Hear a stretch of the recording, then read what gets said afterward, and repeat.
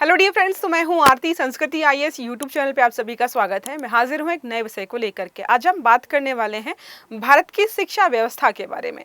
तो यूनेस्को ने हाल फिलहाल में एक रिपोर्ट जारी की है और यूनेस्को का मानना है कि भाई भारत में शिक्षा पे होने वाला खर्च बढ़ नहीं रहा है, वो कम हो गया है। तो जीडीपी का 4.1% और सार्वजनिक व्यय का लगभग 14.2% खर्च कर रहे हैं।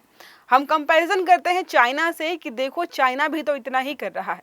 फिर आप कंपैरिजन करिए भारत की और चाइना की अर्थव्यवस्था या जीडीपी को लेकर के। हमसे 4 गुना ज़्यादा जीडीपी बढ़ी है और अगर हमारे बराबर भी खर्च कर रहे हैं ना जीडीपी का परसेंटेज, तो आप समझिए वो लोग अपनी एजुकेशन पर कितना खर्च कर रहे हैं। तो आज की रिपोर्ट हमारे लिए बहुत महत्वपूर्ण है। हमें समझना है कि क्या सच में ये यूनेस्को के जो भी आंकड़े हैं सही हैं या नहीं सही है। क्या इतने खराब हैं कि भारत की स्थिति को दिखाने के भारत में शिक्षा व्यवस्था बहुत खराब हो रही है। एक तरह हम बात करते हैं कि भारत में शिक्षा व्यवस्था की स्थिति को ठीक करने के लिए सरकार बच्चों को यूनिफॉर्म देती है, मिड डे मील देती है, बैग्स देती है, स्कॉलरशिप देती है, टैबलेट दे रही है, लैपटॉप दे रही है, साइकिल दे रही है, स्कूटी दे रही, मतलब क्या नहीं दे रही है। अगर उसके बावजूद भी ये हम बोलें कि भारत की शिक्षा व्यवस्था अच्छी नहीं है, सरकार खर्च नहीं कर रही है, तो अपने आप में थोड़ा सा यहाँ पर लग रहा है कि भाई ये कैसे हो रहा है। और हम आज यही समझने वाले हैं। मैं आपसे ही पूछना चाहती हूँ कि क्या भारत की शिक्षा व्यवस्था बाकी के देशों के कंपैरिजन में सच में खराब है? क्या चाइना से सच में खराब है? या अब हमारे पड़ोसी तो हैं ही कुछ खास प्रकार के, चाहे वो नेपाल हो, चाहे वो म्यांमार हो, बांग्लादेश हो या फिर पाकिस्तान हो, इनसे कंपैरिजन करके आप अच्छा फील तो कर लेंगे, लेकिन हम सबको पता है कि इनका उदाहरण लेकर के हमें प्रोग्रेस नहीं करनी है। हमें देखना है कि यूरोप की शिक्षा कैसी है, हमें देखना है कि यूएसए की शिक्षा कैसी है, कोरिया की शिक्षा कैसी है, चाइना की शिक्षा कैसी है। तो यहाँ पर बहुत सारी चीज़ें हैं जो हम समझते हैं। तो India education spend at 14.2% below UNESCO's 15% benchmark. तो यूनेस्को बोल रहा है कि भाई हमारा बेंचमार्क 15% का है, लेकिन तुम 14.2%, लगभग 0.8% कम खर्च कर रहे हो। इसी वजह से तुम्हारा ये मामला ठीक नहीं है। हालांकि जो हम जीडीपी का शेयर खर्च कर रहे हैं 4.1%, वो ठीक ठाक है।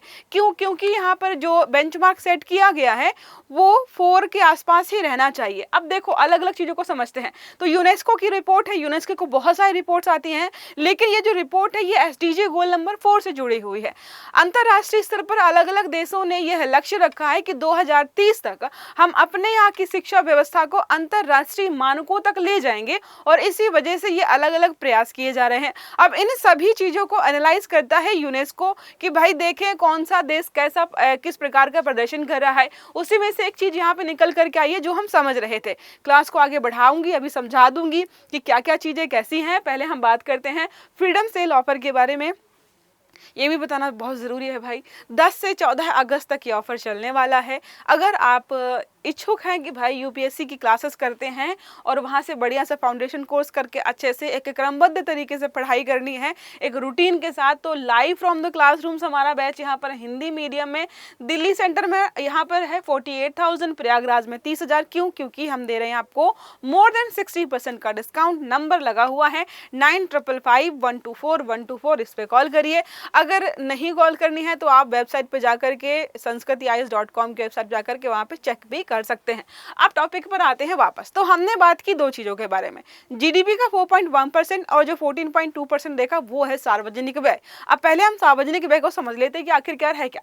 तो वो सरकारी व्यय जो सरकार सिर्फ और सिर्फ जन कल्याण के लिए खर्च करती है।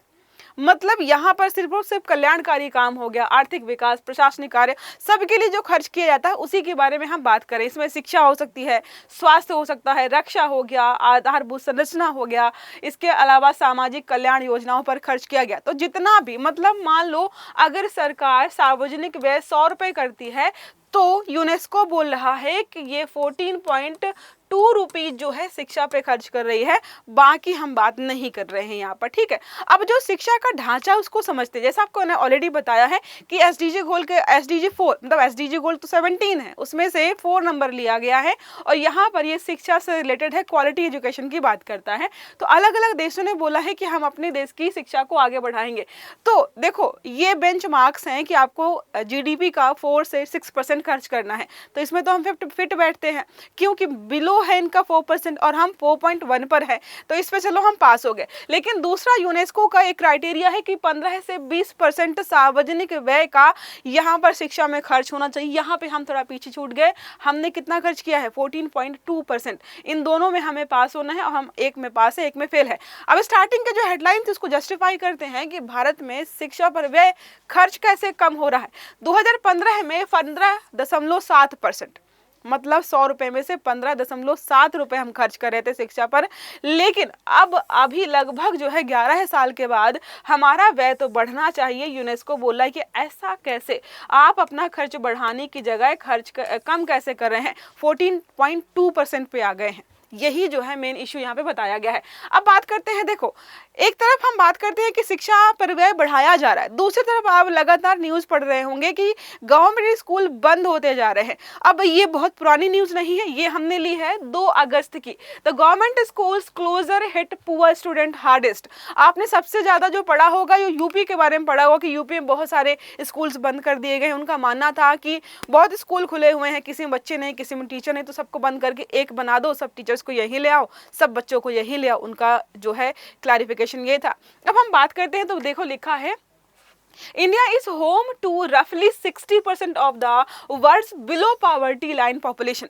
दुनिया की 60% से अधिक बिलो पॉवर्टी लाइन की पॉपुलेशन भारत में रहती है। And it is clear children who fill government classrooms, और उसी में से बच्चे हैं जो कि हम बात कर रहे हैं कि इनको स्कूल नहीं मिल रहा है, स्कूल बंद होते जा रहे हैं लगातार। अगर आप बात करेंगे यहाँ पर देखो 2 चीजें हैं, लोअर सेकेंडरी की बात की गई है और इसके अलावा दूसरा भी यहाँ पर है अपर सेकेंडरी की बात की गई है। तो बोला जा रहा है कि लोअर सेकेंडरी में जो बच्चे हैं वो 86% है।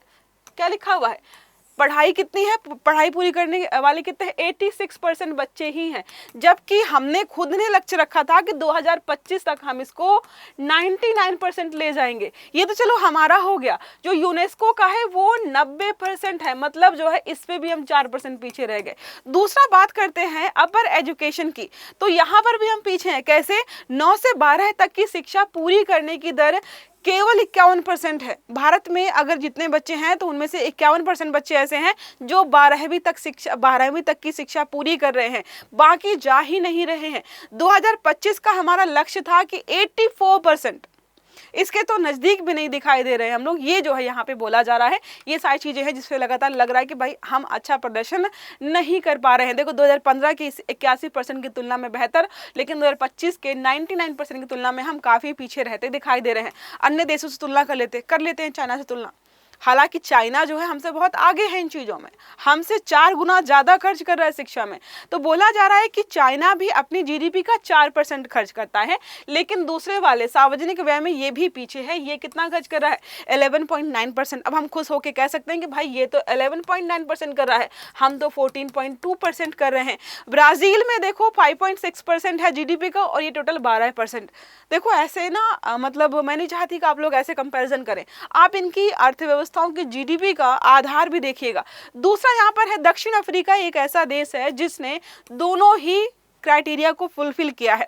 यह जीडीपी का 6% और सरकारी व्यय का 19.1% खर्च करता है। बाकी इंडोनेशिया, बांग्लादेश, पाकिस्तान, ये जो हमारे प्यारे पड़ोसी देश है, इंडोनेशिया छोड़ दीजिए, ये तो दोनों में ही कहीं पर भी अच्छा मानक मतलब अच्छे हैं ही नहीं। अब बात करते हैं विकसित देशों की स्थिति, तो बहुत सारी डेवलप्ड कंट्रीज ऐसी हैं जो कि दोनों मानकों को पूरा नहीं कर पाए। देखो अमेरिका, ब्रिटेन, जर्मनी, फ्रांस, यहाँ पर बात करते हैं तो दोनों को कहीं देखो लिखा है, लेकिन कुल सरकारी व्यय में ये भी पीछे छूट जा रहे हैं, सरकारी व्यय पूरा नहीं कर पा रहे हैं। दूसरी ओर स्वीडन और स्विट्जरलैंड जो कि हमेशा अव्वल रहते हैं, तो ठीक है ये लोग पूरा कर ही रहे हैं। देखो यहाँ पर डेटा दिया है, इन्होंने लगभग 205 कंट्रीज ली थी, टोटल जो है 205 कंट्रीज का डेटा यहाँ पे कलेक्ट किया गया था, और उसमें बोला जा रहा है कि 39 of 205 countries meet both financing benchmark. सिर्फ 39 ऐसे हैं जो दोनों को पूरा करते हैं। इसके अलावा जो है 72 ऐसे हैं जो कि दोनों को पूरा नहीं करते हैं, और मात्र 64 कंट्रीज ऐसी हैं जो फर्स्ट बेंचमार्क को पूरा करती हैं लेकिन सेकंड को नहीं करती हैं। और भारत भी आपको इन्हीं जो है इसी लिस्ट में देखने को मिल जाएगा। अब सरकारी प्रयास तो बहुत किए जा रहे हैं भाई, इन्होंने बहुत सरकारी प्रयास किए हैं, कितने बताएं। देखो यहाँ पर समग्र शिक्षा अभियान हो गया, पीएम पोषण मिशन हो गया, इनके माध्यम से मैंने बोला ना कि आपकी यूनिफॉर्म से लेकर के खाना, उसके अलावा यूनिफॉर्म, खाना, बुक्स, बैग्स और लैपटॉप सब तो दिया जा रहा है। ये सरकार का कहना है कि हम अपने स्तर पर तो बड़ा प्रयास कर रहे हैं, लेकिन हो नहीं पा रहा है।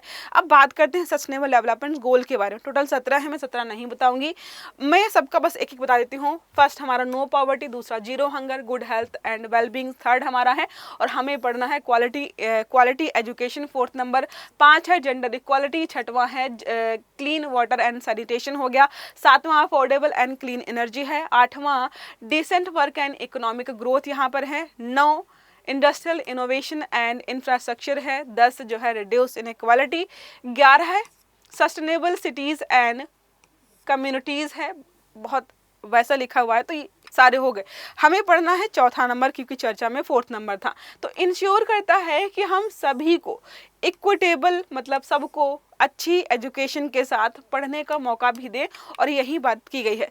तो सिर्फ और सिर्फ स्कूल में नाम लिखवा देना सफिशिएंट नहीं होता है, वो पढ़ने जा भी रहे हैं, कहीं ड्रॉप आउट रेट बढ़ तो नहीं रहा है, इस पर भी हमें ध्यान देना होगा, यही यहाँ पर मुद्दा हो जाता है। अब केंद्रीय बजट के बारे में बात करें कि सरकार कितना खर्च करती है, और ये जो रिपोर्ट आई है यूनेस्को की, ये कौन से खर्च की बात कर रहा है? केंद्र सरकार के खर्च की बात कर रहा है या राज्य सरकार के खर्च की बात कर रहा है? हमको पता है कि दोनों अलग अलग खर्च करते हैं। तो केंद्रीय बजट 2026-27 में हमने देखा था कि कुल जो है शिक्षा मंत्रालय को कुल 1,39,289 करोड़ रुपए का आवंटन किया गया था।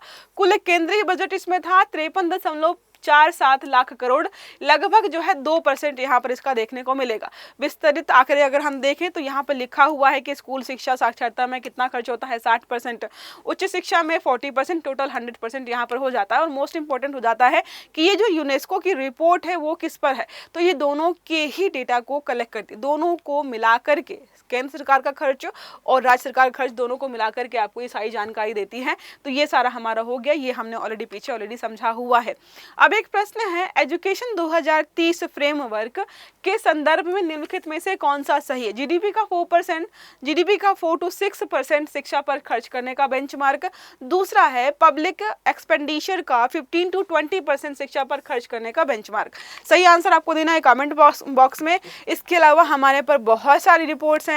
हमारी नीति आयोग भी एसडीजी गोल्स पर आधारित रिपोर्ट्स निकालती है, जहां पर 12 बेंचमार्क्स में से 10 सिमिलर आपको इसी से मिलते जुलते दिखाई देंगे। एसआर रिपोर्ट हो गया, यूएनडीपी हो गया, वर्ल्ड बैंक हो गया, ह्यूमन डेवलपमेंट जो रिपोर्ट्स वगैरह आती हैं, ये सारी बहुत सारी रिपोर्ट्स हैं, उनको हम पढ़ने जाएंगे तो बहुत ज़्यादा हो जाएगा। तो मैं सिर्फ टॉपिक तक स्टिक करती हूँ। आई होप ये आपको आर्टिकल समझ में आया होगा। वीडियो अगर अच्छा लगा है तो लाइक करना है, चैनल को सब्सक्राइब भी करना है। बाकी कोई क्वेश्चन है तो कमेंट बॉक्स में ज़रूर बताइएगा। अच्छे से पढ़िएगा। Have a good day. Thank you.